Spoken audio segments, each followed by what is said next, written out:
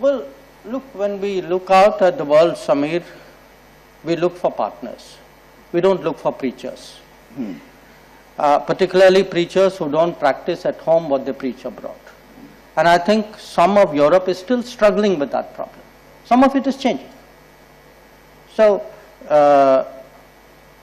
the issue for us, I mean, in many ways, Europe, I think, has entered a certain zone of reality check.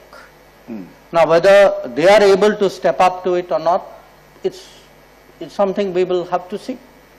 But from our point of view, if we are to develop a partnership, there has to be some understanding, there has to be some sensitivity, there has to be a mutuality of interest, and there has to be a realization of how the world works.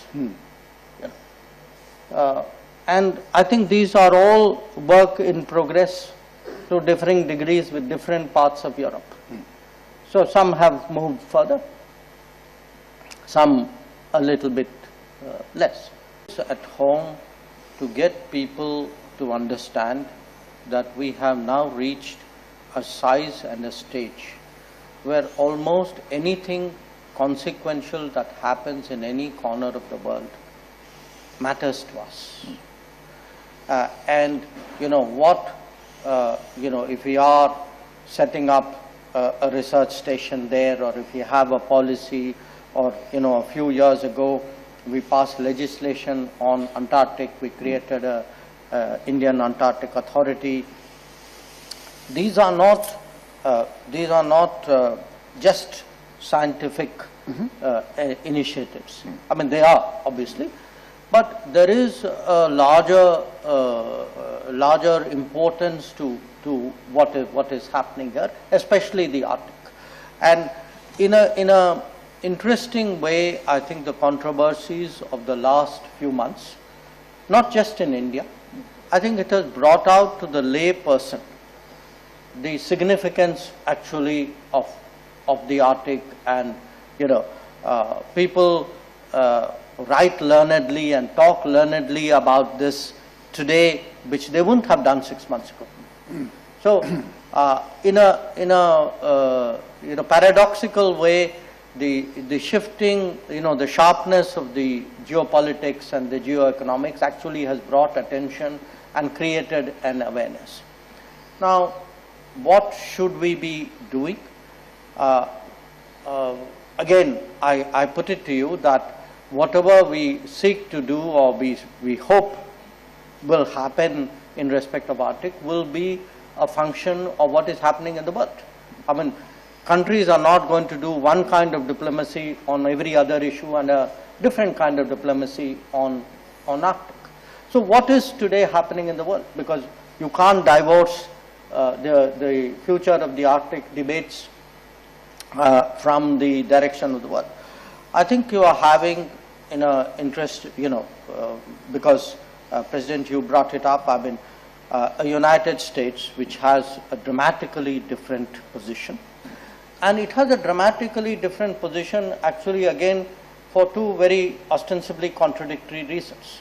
On the one hand, there is a belief, at least in large circles, the ruling circles in the United States, that the developments of the world, the direction of the world order in the last 20, 30 years has not gone in their favor, and that they no longer benefit by upholding a world order in which somebody else has gamed to their detriment.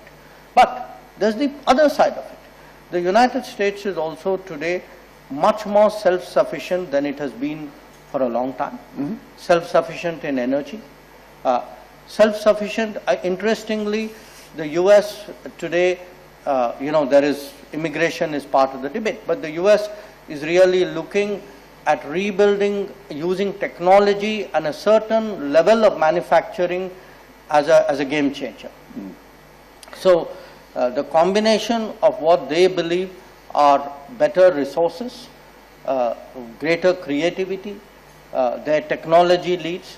So you have both a disenchantment with the past and a promise of the future, which say where the US says, the rest of you who used to be with me? Well, I've now done a cost benefit and maybe you don't look so good now. So I am willing now to navigate a world much more on my own. Now, if you look at the number 2 economy of the world, they were pretty much doing that anyway, because that has been part of their history and their tradition and their politics. Now, when you come to Europe, I think Europe has a real predicament on its hands. A few years ago, say 5 years ago, Europe thought it had an optimal positioning, that between energy from Russia, the Chinese markets and American security, it looked all very neat. Each part of it today is under stress, to put it very politely. Now, on top of it, Europe had a selective belief in the indivisibility of the world. When it liked the world to be connected, they believed in indivisibility. When it didn't, there was a fortress Europe. So what has happened is Europe is today under pressure to change, because the realities of multipolarity are dawning on it. I think it's still not adjusted and absorbed it fully.